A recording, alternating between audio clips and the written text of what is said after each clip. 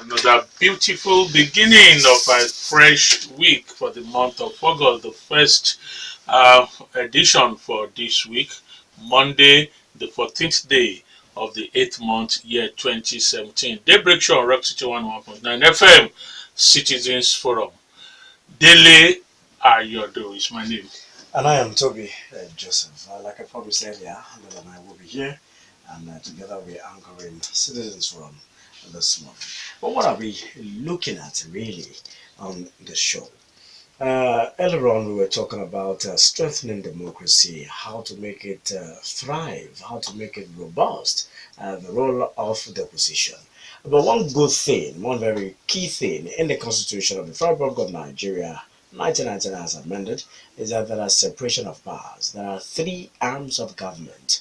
You have the executive, and you have the legislative arm, and you also have the judiciary, which is the third arm of government. But more often than not, it is the executive and the legislative arms that are always in the news, either for the good or the wrong reasons. Why is this so? It's because the powers and the role that these two arms of government play is very, very important and key to the development of the nation, service delivery, good governance, and of course, the sustenance of the corporate existence of the nation itself. This morning, as well, we're beaming a searchlight on, looking at how to strengthen Nigeria's democracy, deepen it, and of course, make sure that we obey and respect rule of law, the role of the National Assembly, especially this particular eighth assembly. To be rightly or wrongly, somehow, Nigerians have found it convenient to batch the present eighth assembly, the National Assembly, both arms of the legislative arm of government, as not doing enough to strengthen democracy. In fact, to Nigerians, they are the biggest problem we have in the current administration. Again, rightly or wrongly, depend on what you think. And that further has made Nigerians to begin to ask for two basic distinct things. One is reducing the number of those we have there as representatives, 409. Some have said we don't need even up to half of that. They'll come out with different examples of countries that have done so. Some have also said, let's go parliamentary, scrap one arm completely, and let's do with one. Some will say they particularly made the present presidential system too expensive for a country like Nigeria. I said this rightly or wrongly, depending on what your position or the way you see it. But the fact remains, it is essential that we have separation of power. It is essential that we have a legislative, and whether they are doing that role as good legislators who legislate on matters that has meaningful impact on the people is a separate thing. That's why this morning we find it convenient to bring a former senator, experienced public servant, in actual fact, a reporter's delight to interview because he never dodges any question. It's my pleasure to once again welcome former deputy governor and former senator representing Ogun East to the studio, Senator Adegbenga Kaka. Good morning. Good morning, listeners. All right, Senator Kaka, what do you make of the role this present eighth assembly is playing when you talk about strengthening Nigeria's democracy, especially in this period of uncertainty and hullabaloo, political insecurities that have somewhat pervaded the Nigerian space recently? Well, it is a pity that in Nigeria we are behaving as if the system we have been operating is not being operated in other climes. Sincerely speaking, We have the presidential system of government being operated in many countries, and they are being operated successively. We have the parliamentary system still in operation in many countries, and they are making the best use of it. Even the French model that combines both the parliamentary and the presidential is recording remarkable success. The question now is, what is our own problem? The first one is we don't have the fear of God. Then we don't believe in justice. People want to lord it over others. They want to take undue advantages of others. And that was why we will have political parties that we can hardly call political party. We have absence of internal democracy because of all the factors I mentioned of. Rather than providing the level playing ground, we failed.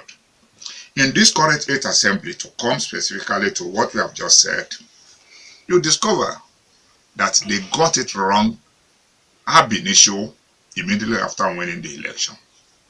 I'm sorry, my party, I shouldn't come here and be discussing my party, but Nigerian nation is greater than any political party.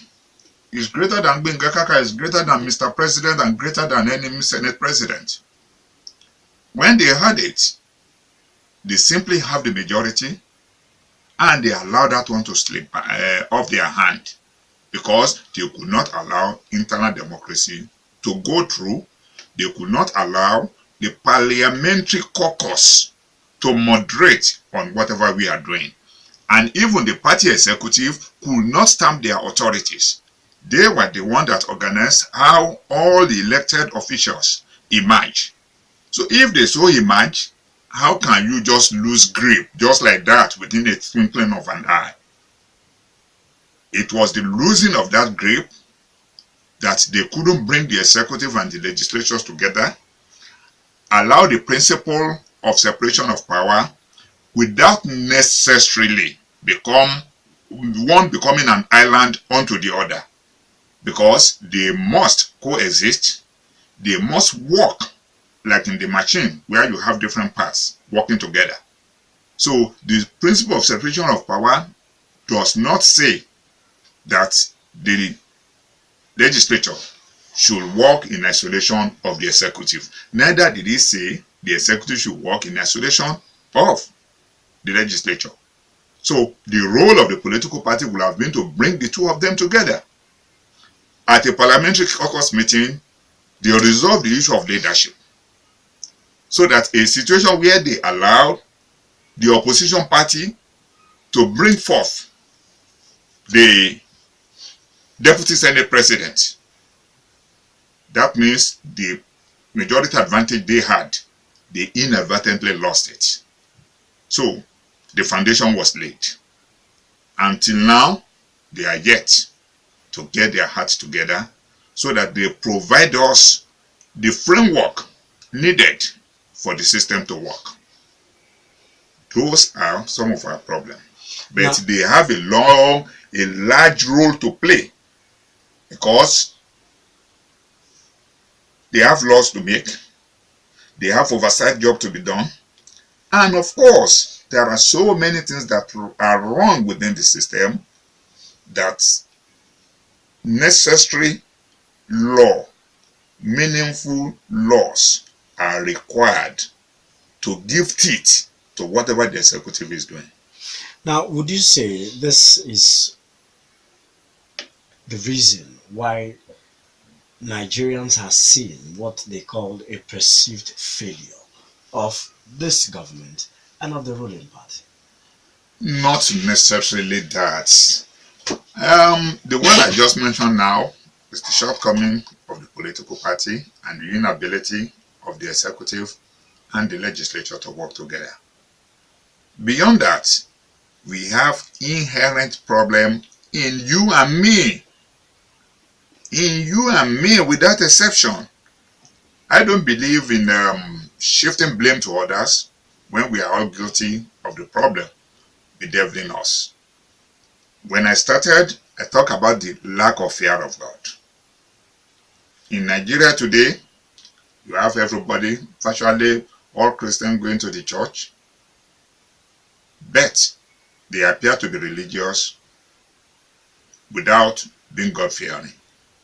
On Fridays, you have Muslims going to the mosque. Yes, either religious, but not fearing God.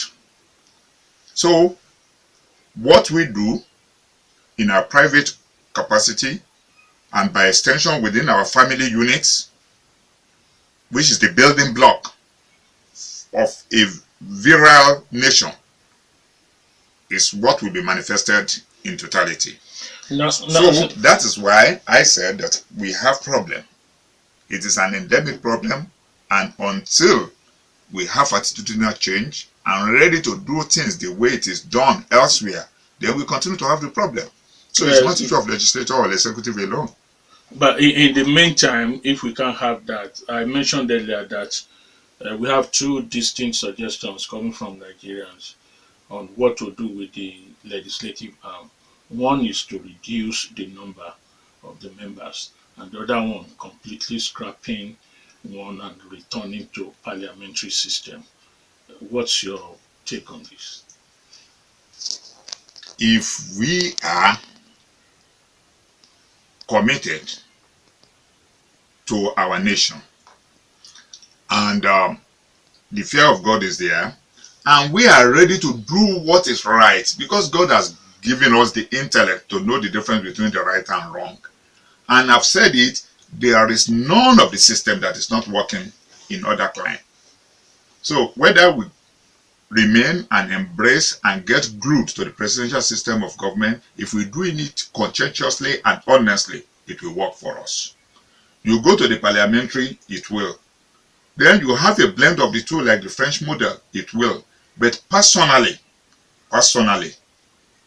as a patriot, I would prefer we go back to the parliamentary system of government. Because if you set out on a journey, you don't know where you are going, and you are in the middle of the road, you should be able to know where you are coming from. You retrace your step and then go back and get things done under the parliamentary system of government. There was nothing wrong with the 1963 Constitution, which was premised on parliamentary system of government. And it was more accountable. It was something that were built from the grassroots. You don't become a minister without being worthy of being elected. So not that anybody will just bring you. You don't even know what the policy of the party is. You don't know what they are doing. And then you come and be doing something. So this time around, if you go back there, let's look at what people are clamoring for. All this, the restructuring, devolution of power. It was well done pre the coup era. So things were moving on. Each zones were generating money. They generate their own revenue and remit what should be remitted to the national body. There was accountability, no hidden agenda, and things were moving. So if that one worked for us that time, what stops us from now saying, let's go back there? Now, we have been amending our constitutions. Our constitution. The one given to us by the military. America, over 200 years constitution, I doubt if they have amended it up to 4 times. So, every year, every term, we set out a committee to review constitution. And at the end of the day, because of the plurality, because of the selfish interest of some people, we knew what was right, that we deliberately voted in such a way that things would not move. Sometimes it will be the governors who will forget that their term is either 4 years or 8 years. Even something passed at the National Assembly that requires 2/3 to sail through, 2/3 of the State's House of Assembly. The governor who is the owner of the different states, will now dictate to the House of Assembly, don't allow it to pass through. And the two-thirds will not be met. Even the autonomy for the State House of Assembly, that one will thought is going to be automatic. The governor will say, vote against your own interest, and they will vote. Now, Senator Kaka, let us look at one issue. 360 members of the House of Representatives, 109 senators, that's 469 representatives in the National Assembly. I don't know whether you have figures, but if you look at the budget of the National Assembly alone, it is a very disturbing one. Not to talk of constituency projects that they make sure is usually included in the budget of the federal government, which also gobs billions. Utility vehicles that they use every 4 years, the reps just receive theirs to the tune of over 4 point something billion naira. When you look at how expensive it is to maintain the National Assembly, now so we won't go back to the question Dele asked earlier, should we scrap the Senate? Or should we scrap the House of Rep and retain just one chamber? Following what Senegal have done by scrapping the Senate, and more recently, Mauritania, which scrapped its own Senate. Senegal did theirs just to save money to tackle flooding in their country. That's a drastic measure to solve a drastic situation or a drastic problem. Do you think? Are you thinking along this line? Sincerely speaking, there is no sacrifice that is too much. The only thing is we are under a democratic setting. Let us come straight and open to the people. We deliberate on it and come out with what we think is best for us. So if for whatever reason having a unicameral legislature is our consensus, so be it. It can work. There's nothing that cannot work. Even if it is having the bicameral, we can be prudent in whatever we are doing. It was the issue of autonomy, because the executive would naturally become dominant, and the judiciary were fighting. They want autonomy. The legislature, they want autonomy. The autonomy given, what do we have? There will be first line charge, and a lump sum will be released. Then they will be left to do whatever they like with the money. So in the course of it, that means between the legislature and the executive, they've agreed that that was what is meant for them. So if they now decided for research purposes, for this and that, they are spending the money, it is now the populace that will say that cost center is not what is needed. Yank it off and let us be a bit more prudent. So for the principle of separation of power to be meaningful, I would not advocate that the control of the finances of the judiciary and the legislature be given, because that will give the executive over dominance once again over those two organs. But if forever, for whatever reason, one of the houses is to be cancelled, why not if not? Even if the legislature will have to go on part-time, why not if not? It is a matter of being ready to sacrifice for the nation and being patriotic enough to accept whatever. Before now, there was a time when we used to have a part-time legislature. So it is left for us to determine what is good for us. Okay, good. In the bid to strengthen democracy, looking at the role of the National Assembly, they've carried out a recent constitutional amendment exercise, which you alluded to earlier. And one of the issues which is agitating uh, the minds of so many Nigerians, and of course, so many, about almost all the regions in Nigeria now, is the issue of restructuring, the issue of how to move forward as a nation, as a people. But unfortunately, uh, the Senate voted against one component of, or a major component of restructuring, which is a devolution of power. How would you argue that? How would you defend that particular decision made by the Senate? We can look at it from different angles. Yes. First one, from selfish angle, forgetting that their own tenure, if they like, maybe they go back 4 times. 4 times, that's just 16 years. It will end one day. But our nation, called Nigeria, is supposed to be a going concern that will not end in a far, far foreseeable future. Future. So if you know that, like a stage, play your own role and get off. But because of the complexity of what we have in this country today, those who are currently benefiting from the existing structure for their own selfish reason will not want that restructuring to see the light of the day. Then beyond that, we have different zones. Virtually all the 6 zones of the Federation perceive themselves as being marginalized.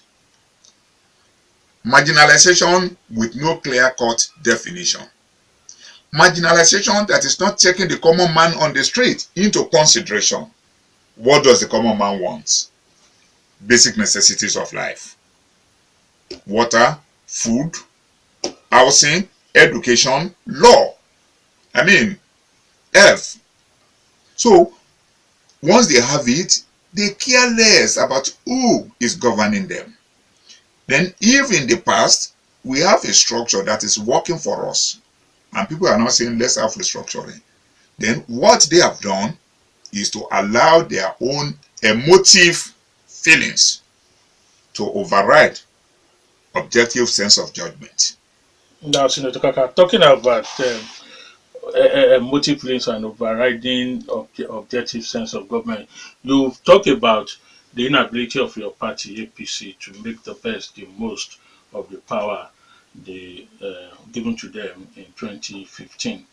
Let's look at Ogun State.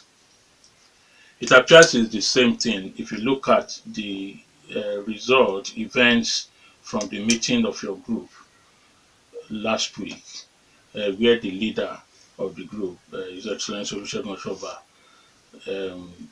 different from the opinion of the government, believed that the governorship in 2019 should be thrown open. Are we going back to the same situation your party was in pre-2015 election? What was that situation? Where we have different groups within the same party with different opinion and different direction, which eventually led to the creation of a formation of movement into the SDP. One, where you don't have justice. Once justice is absent, you cannot have unity. You cannot have peace. Without justice, no peace. Without peace, no unity. So, within the system, people talk at variance with one another. Okay, let it be A, let it be B. Some people assume the omnipotent power as if they are God or they are second in command, or as if they are the owner of the polity. No, they are not. The sovereignty belongs to the people. They decide what should be. So, I don't see any reason why all of us must reason along the same line, because one leader is seeing it that way. One should be able to be independent-minded, because we are given the intellect, like I've said. So you reason out and you think that this is what is good for you. So if you come back to Ogun State here, I think the incumbent governor was saying that he knew who is going to succeed him and he knew those who will not succeed him. Babangida did similar thing. After he left, he didn't envisage that Shonekon was going to succeed him. He didn't envisage that Abacha was going to succeed him. That is showing that it's just a mere mortal. Then, what are we talking about? If I may go a little bit further, for you to say it has to be this, it has to be that. We were in this country when Yaradua Senior was minister in Lagos, the Papa, and Yaradua Midu was number 2 citizen to our own Papa Obasanjo, Chief of Staff Supreme Headquarters. Then Junior became president, all from the same casino. And currently we have another casino man. Heaven is not falling.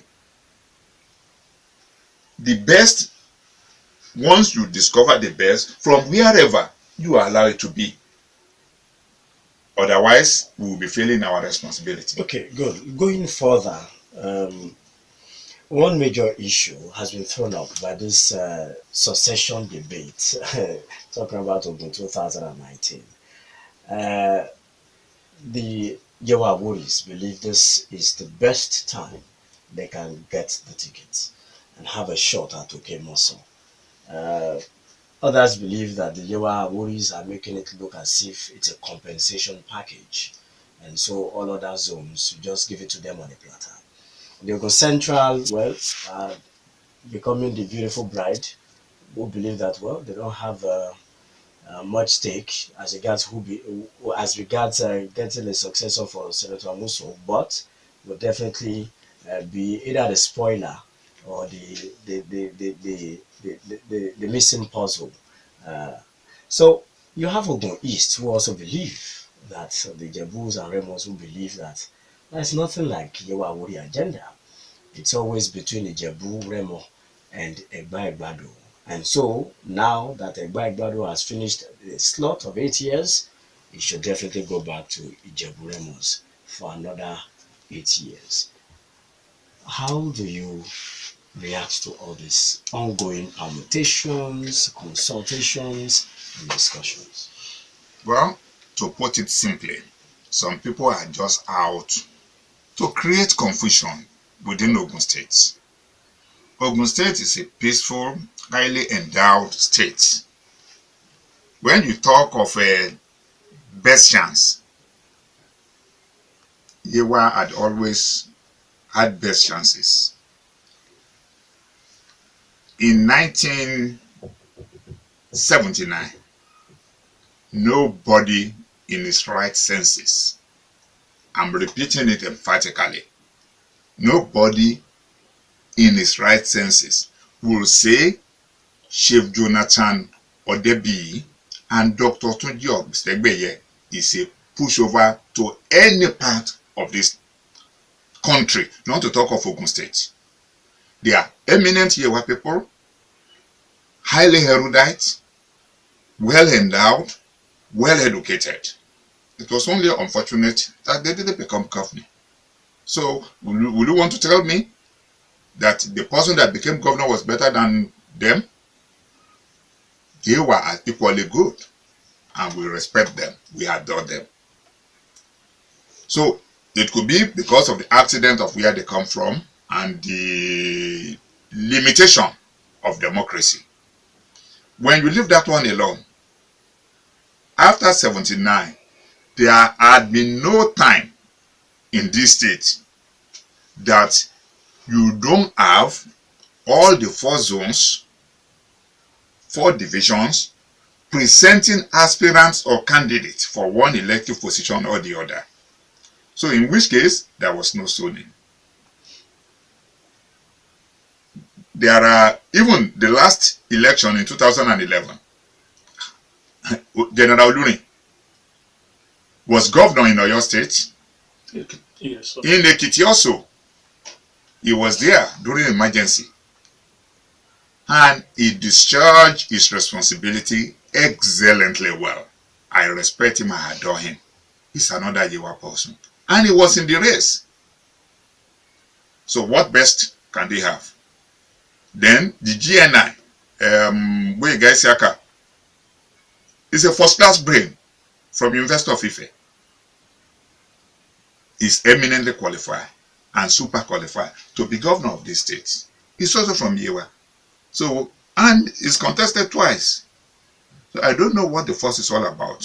And when you leave that area, you talk about Ijebu. To the glory of God, Ijebu had it through Onabanjo. Only for 4 years. The second 4 years was truncated by the military. And that was the end. Then, in the wisdom of the people from the opposite side, we had Papa Obasanjo as the president of this Federal Republic of Nigeria, with all the powers in its possession. And we had Benga Daniel as the governor of this Ogun State, with all the gubernatorial power at his disposal. They felt that, okay, let Yewa have it. Not minding that they knew that they were the one in their own party that said, give it to the minority. That was in 2003. And the minority they chose them was 3 local governments, Remo. And they gave it to Remo. No Ijebu man contested because Remo and Ijebu are from the same province. And if you look at it, since 1914, we had 24 provinces. All the other 23 provinces had become either 2 or 3 states, still having Egba and Ijebu provinces lumped together under Ogun State. And that was why nobody could fault those people asking for creation of Ijebu State. So, like the PDP was rotating between the North and South nationally, so also concession, not zoning, but gentleman understanding. That when it gets to the other side, no Remo man challenge when Onabanjo was out. Then when it got to the something, they now say, okay, fine, they considered. Despite the fact that it was the opposition party that brought them. Election was conducted. It was the same Ijebu who brought the present Governor Amosu into office because they didn't field any candidate. And when we look at the election, Odurin and Adegbenga Kaka combined, they are more than the vote of Governor Amosu. In which case, we were having minority government. So all these things are there which we should not go into. They are divisive talk. But Senator Kaka, are you saying that the current resentment and perceived large support for the Yewas for 2019 is not there, it's fake and there was no resentment, there was no perception. Only in 2015. No, I'm talking current class today. Sentiment you were in 2015, we presented Senator Akin Odusi, who is from Awori, and part and parcel of Yewa Awori section. And Senator Akin Odusi is one of the finest corporate player. Are you saying it is not true that sentiment is not right or it's not really there? It's unnecessary. What we need is the best. If you come now, excuse me, only the best is good enough for Ogun State. Okay, that is still the same question. No, let me just, it's not the part B. Let me land. Okay.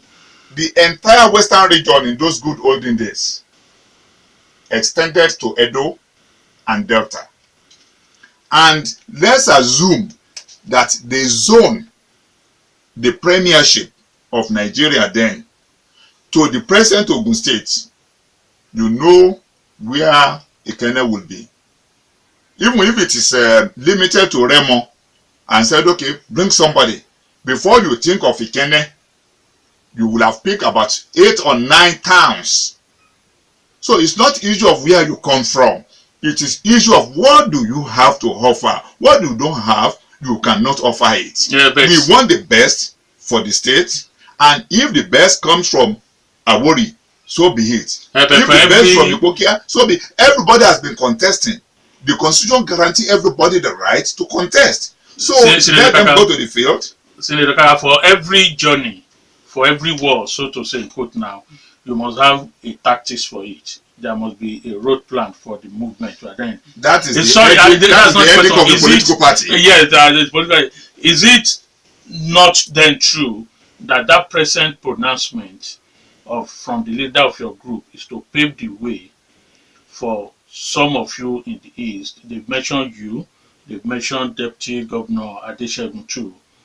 Is it not tactically creating the way for people like you to also have the spice? You are getting it wrong. It's No, it providing, is the outside question. I is just want to find out providing what you. level playing ground for everybody, so that the best can emerge. Which includes those that will have been shut out if the current Why should you shut sentiment the best out if you are sensible enough? Why should you shut the best out? No, you just How agree can that you the be going? best that are the best from everywhere. Yes. So if you are going to the, if you are a farmer and you are going to the farm and you are going there with a blunt implement, you won't get anything. We want bountiful harvest. So if you are going in there, and I don't think any sensible man in any part of this world will blame the Ijebu for aspiring. They have waited for long. Nobody will blame the Yewa Awori for aspiring.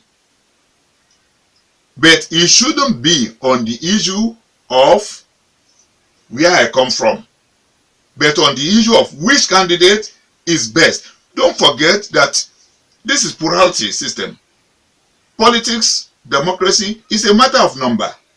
Once you are able to negotiate your way and you are able to amass the highest number of votes, you are there.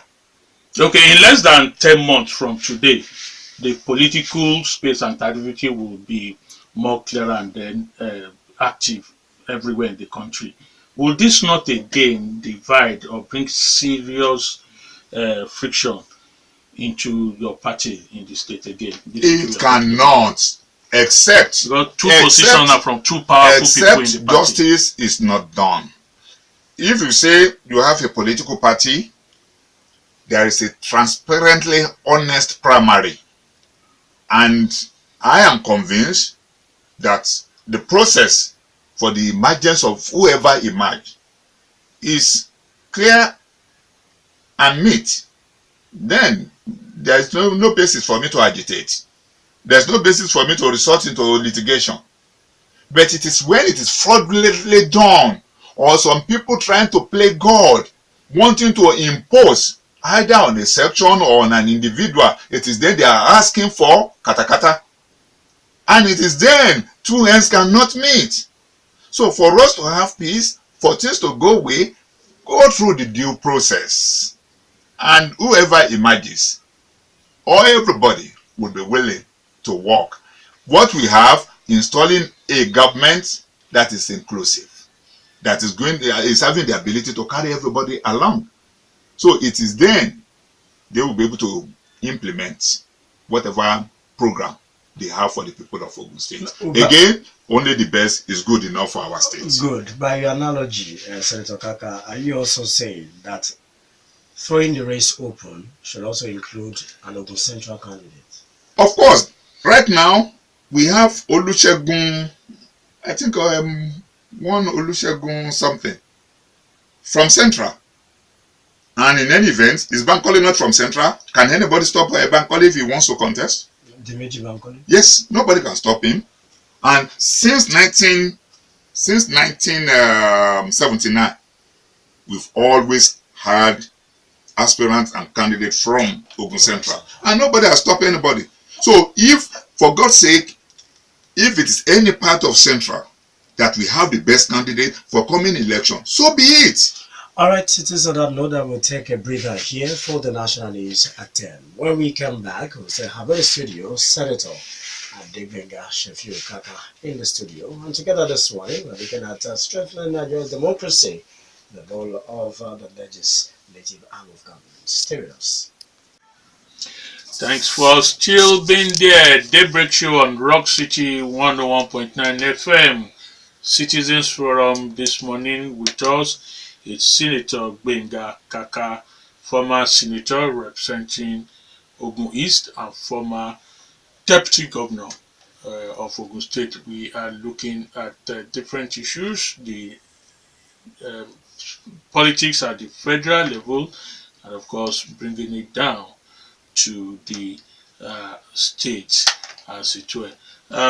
Senator Kaka, now the confab of 2014 was largely opposed by Southwest politicians, um, criticizing the manner in which the candidate list was drawn and the timing of that confab, and of course actually called for the throwing away of the confab report. Today, the agitation for Nigeria to be restructured has refused to go. Is it not then correct to say the problem basically are politicians in the Southwest? That's not correct. The fact that we have some politicians from the Southwest that were opposed to the then, probably out of distrust, doesn't mean that we don't have adequate representation from all parts of the country. Ironically, 600 items were considered and all passed by consensus. That is, all the section of the Federation put consensus there. Yes, let's assume that we have groundswell of opposition. Adegbenga Kaka, if a devil should decide to give me scholarship, I will take it. So let's forget about the person that put the confab in place. We've had many confabs before that one. So let's look at the content. Let's look at the decision taken. Is it in line with the aspiration and the greatness of this nation? If it is so, why don't we embrace it for the overall benefit of everybody?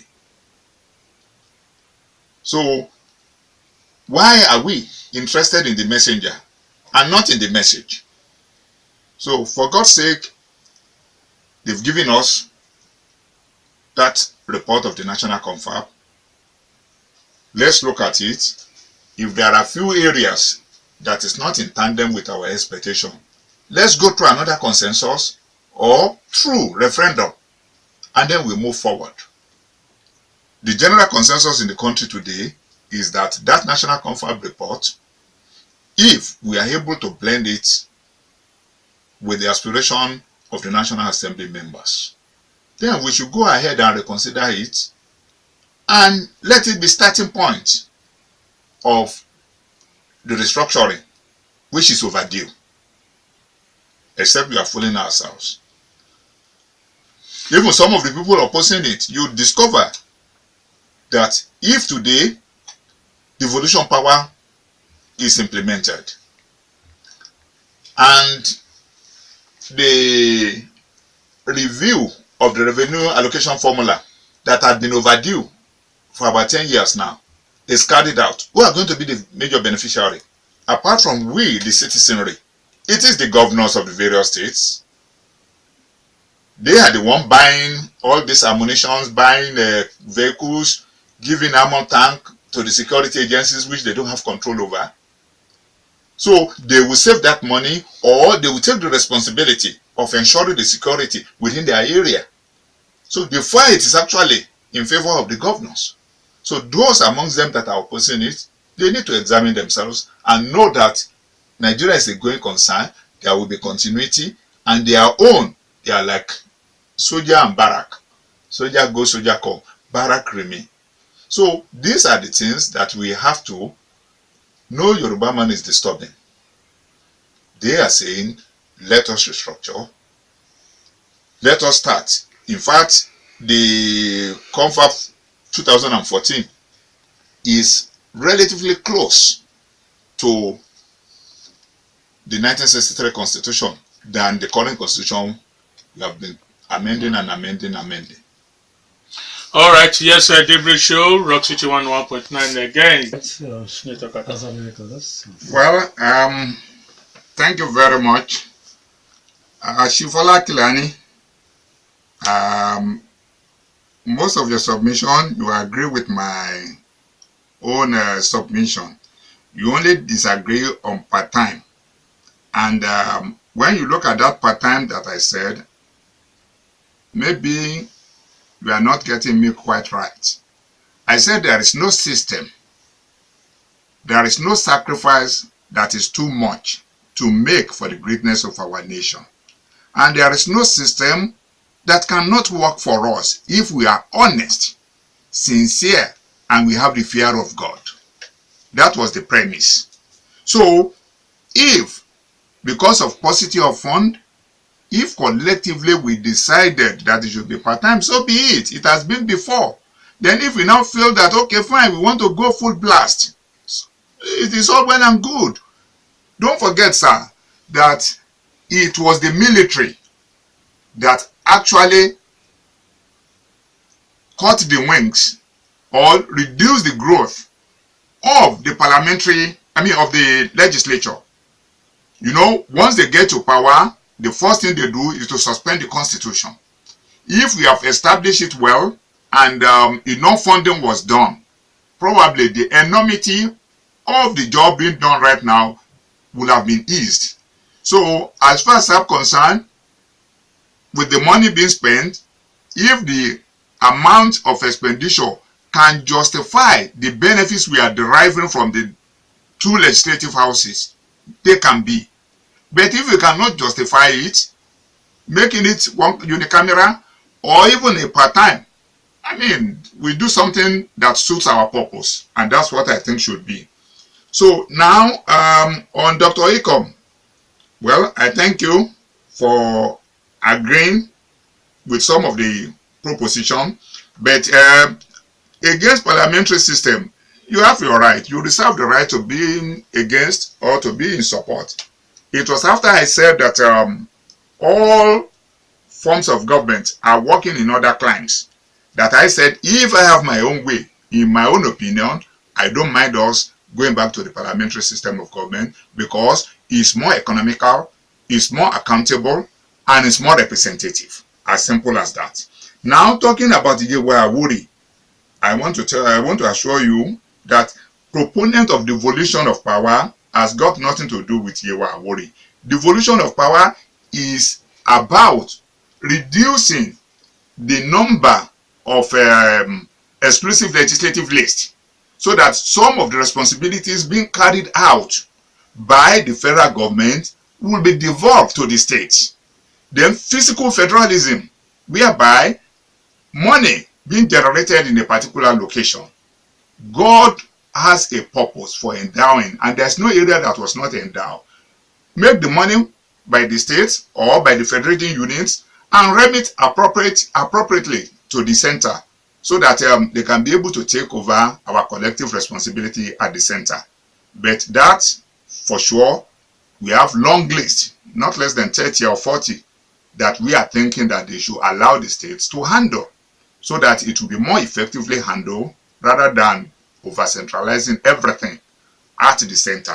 So it has got nothing to do with Yewa Awuri. And when you talk of Yewa Awuri, the issue is so simple. If province by province, I am very much in support that any part should come, whether it's from Ipokia or Imeko or anywhere. There's no dispute about that.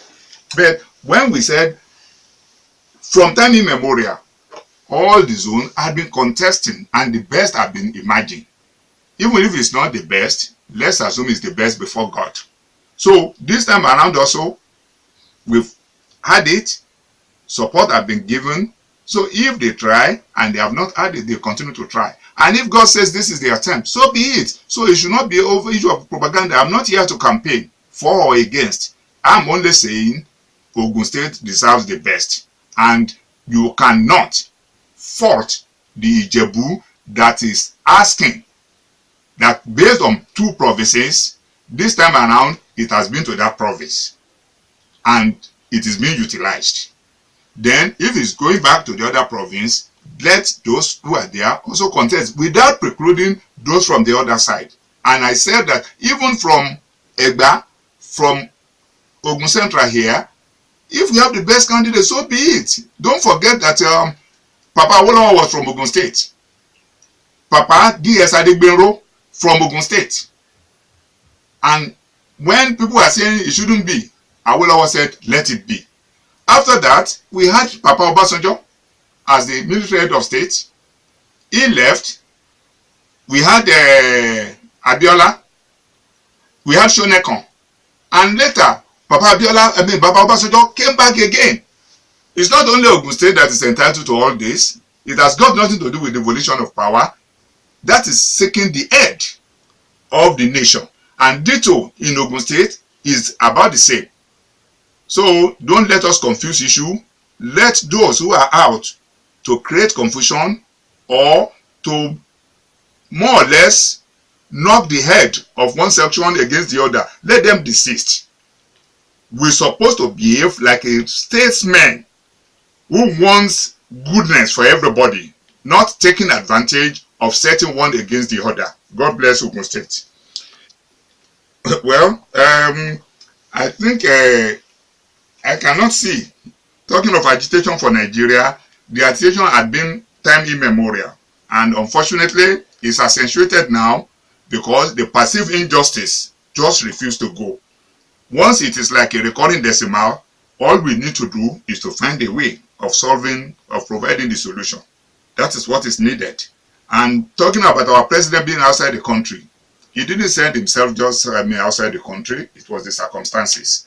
And we are all equally liable to go through the same thing, God forbid.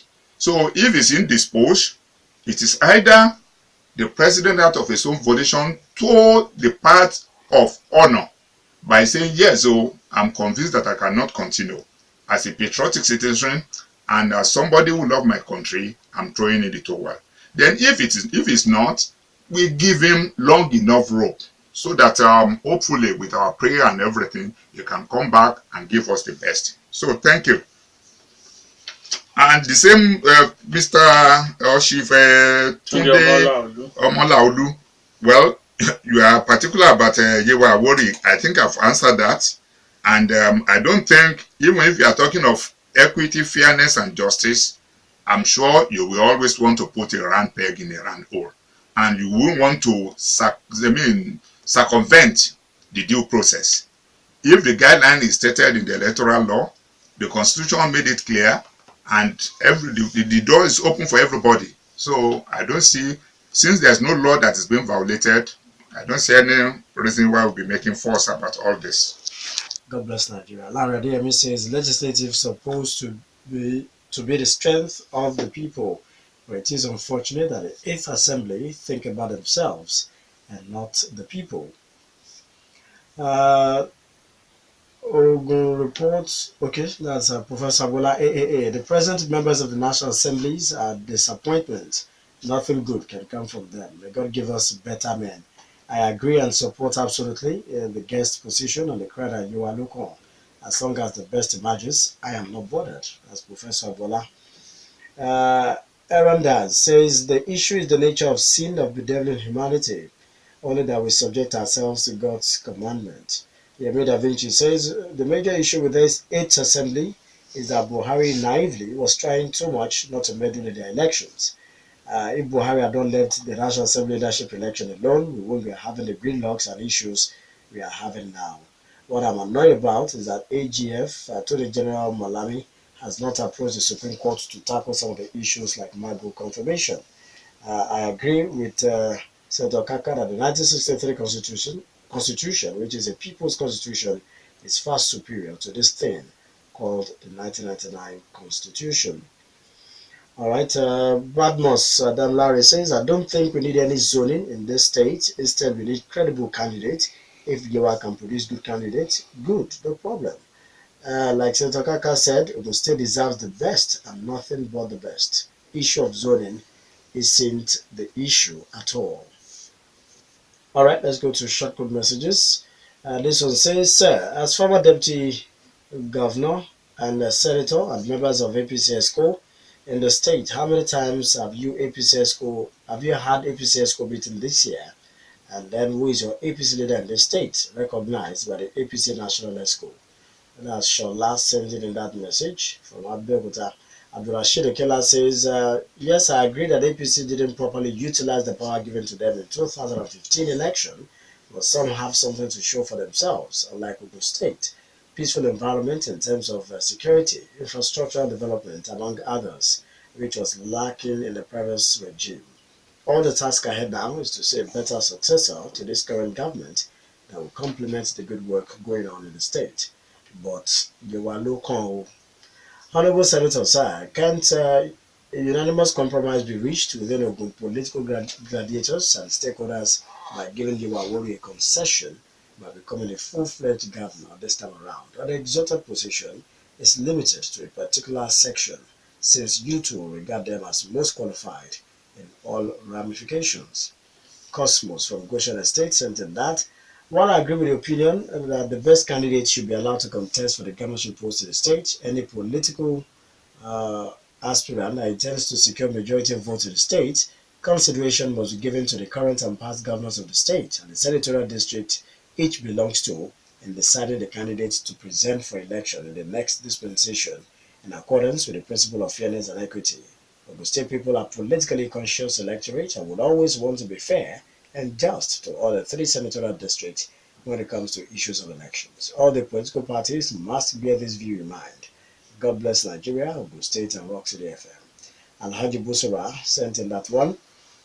Good morning, Chief Adegbenga Kaka. Sir, in as much as I subscribe to your Wari candidature for 2019 election, it will look like your people play an election, always play second fiddle in an election, even though they should be given the slots for compensation's sake. Also, I will advise you are worried to be very careful not to allow somebody whom the people are waiting to deal with, including his appointed cohorts in 2019, to put them in jeopardy or lose in that one. And this other one says, separation of power, three arms of government must act independently. Sir, can you prove it to us that checks and balances are really working among these three arms of government? Secondly, sir, all the abnormalities among these three arms of government, when did it actually start? If it started before you were in the Senate, what are your steps to put solution to it? That's Ayodo asking that question. The agitation of Ogun East is that Egba and Egbado is the same. Is Ijebu and Remo also not the same? Ijebu has done a governor, while Remo also has been there. Is it not a situation of greed and selfishness by the Jebus not allowing Yewa Wori to be there, if just for once? Taiwo Kweifa is saying that. Good morning, sir. Are you contesting the next election? Okay, Shadow, that's not what we are discussing this morning. Who did Chief Oshoba consult when he chose you and others in 2011? All right, these are questions. That's actually from Ujo. There is one particular one I also wanted to attend to first. Somebody wants to be saying that in the state, what we have is an APC government, and there's no APC political party in the state. That's why I said, who mentioned the leaders, when do they meet, and all sorts. True or false? Well, that is it's embedded in one of the questions from the Twitter. Yes. And I want to tell you that you can say whether the party is being well run or not, but it's not that there's no APC. That, when you say there's APC government in the state and there's no APC, I'm a member of the APC. Do you people meet the leaders the way? Well, that's because the truth is, even as journalists, we find it difficult to who do we approach. Can I tell you something? Political parties. You are very right. There's no doubt about that. In most cases, when somebody is elected and is now equating himself with the political party, we have the danger. So some people came together, milled together, raised funds together, to campaign together to install an administration. The same thing that is happening at the national is what is happening in most of the states, including Ogun State. All elected members, whether you are a president, you are governor, you are whatever, you are senator, you have to subsume yourself under the structure of the party. Nobody is greater than the party, just as nobody is greater than the nation. So if we are not having the regular meeting as you rightly observe, then we need to go back there and make it all inclusive. In actual fact, when you have people saying that, okay, some people are not members, these are not members, was it not the same? ACN, we went out of our way to bring what they call Rainbow Coalition, bring APGA, bring ACPC. Without that coalition, we won't be in government. So it is the party, a serious political party, that should be looking for membership, mobilization of membership. Not that you stay within your cocoon and then become the lord of the minor and believe that everything is well. It can't be so. So all those people that work for the party, they must be able to benefit. Now, 8th National Assembly, I don't think we can blame Buhari so much. Buhari was only trying to be fair. It is the political party that ought to have done the needed by bringing the executive, elected executive, as well as the legislature together. That's what I call the parliamentary caucus. At such meeting, any issue going to the National Assembly will have been ironed out, so that when they get in there, they just use their majority to have their way.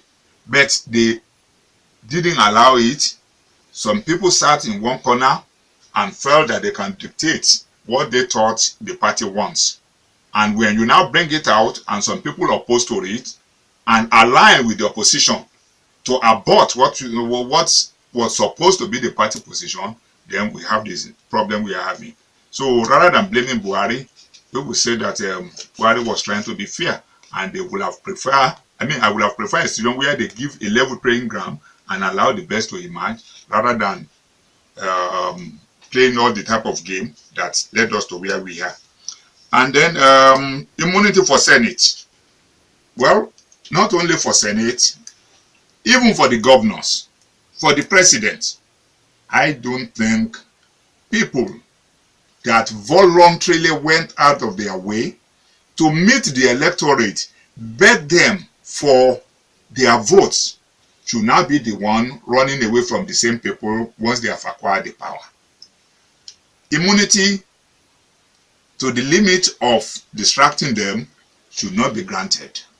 Let them answer for their call. You commit any serious offense while you are in office, answer for it.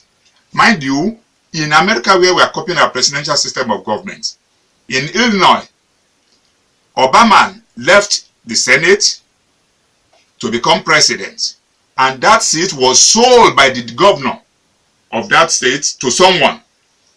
He was apprehended. Instantly, he was thrown into jail. Not that you will say you have immunity, you committed an offense, and the people will have to wait for 3 years.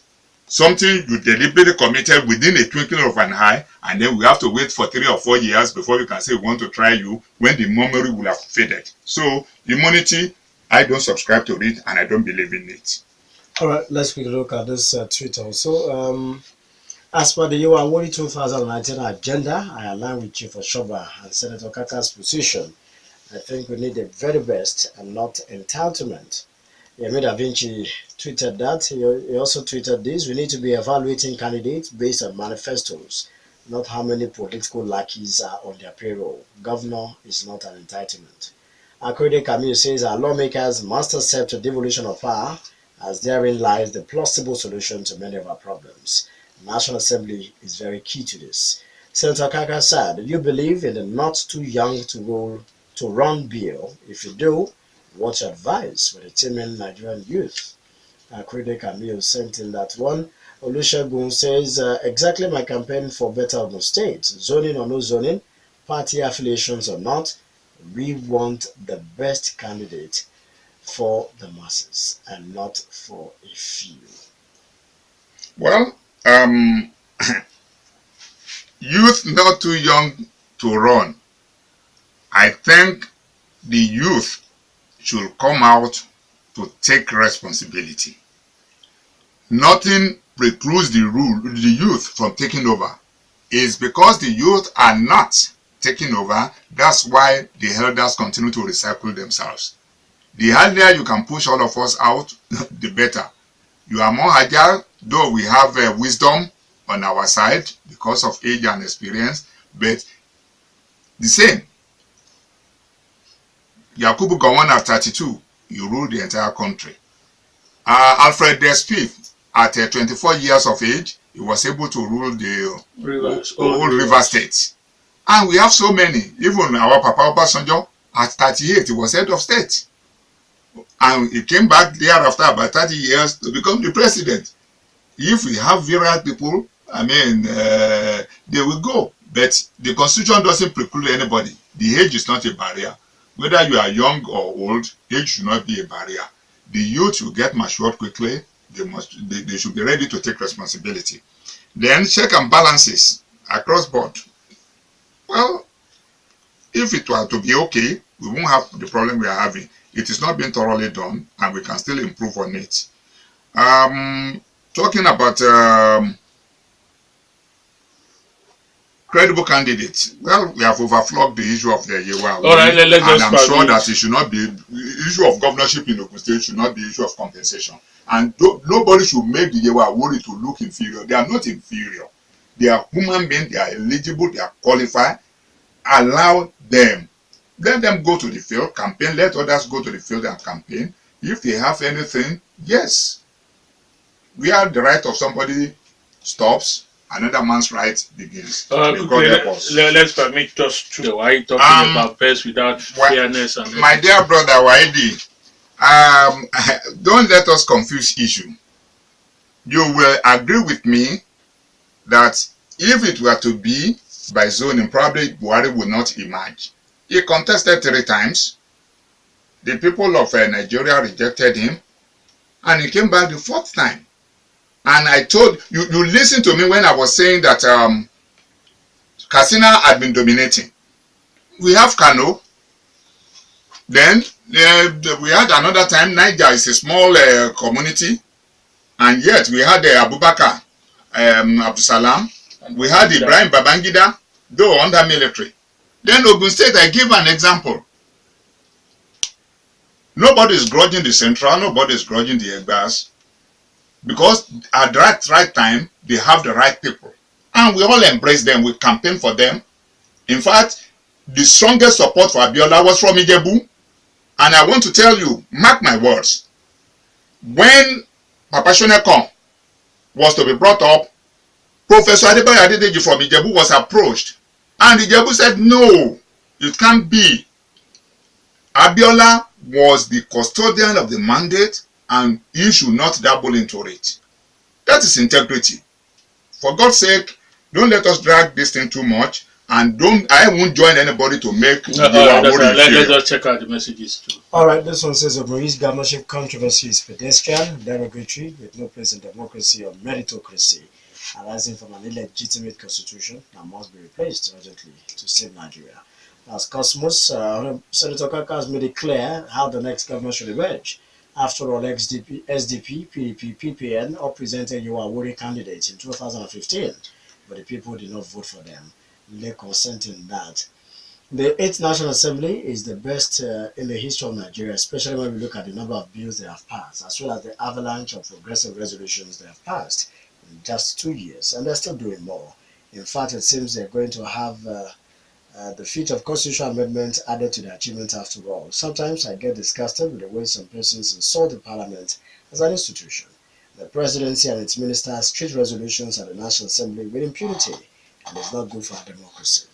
Oloyede Ismail sent in that. And this one says it is not good for Yewa to become a governor. That's Life Afemi sending in that controversial one. And Yemi Da Vinci tweeted this. This is the last for the show. this morning. Are all the people agitating for Yewawori 2019 governor saying that there is no Ogun West person who can defeat all candidates on merit? Can we cause home with that question, Senator Kaka? Yeah, I think he's still just talking about picking the best. And, for God's sake, Yes. I've said it. There was no time the Yewawori did not present a good candidate. And I told you that in our own wisdom, we presented Senator Ayodo. He is solid in all manners you can think of. He's a decent gentleman, highly cerebral. So if he doesn't have it, it's not an issue for sentiments. Oh, all right. Yes, like we normally do here, all discussions here are not issues based on sentiment. We say it the way it should be said. We appreciate our guest this morning. I said so at the beginning of the program. He's a reporter's delight. He's somebody who will never dodge any question, and that's what he has done on the program this morning. Thank you for bringing it, and of course, we also extend our condolence to you. We are aware that you are bereaved, and yes, so accept our condolence. Dele Ayodo is my name. I say God bless you all. God bless Nigeria, and God bless Rock City. Thank you very much, Senator Kaka, for honoring us. Thank you very much. And thank you, listeners, for your giving us your precious time. I am We Tobi. appreciate you. I am Tobi Joseph. Have a wonderful Monday.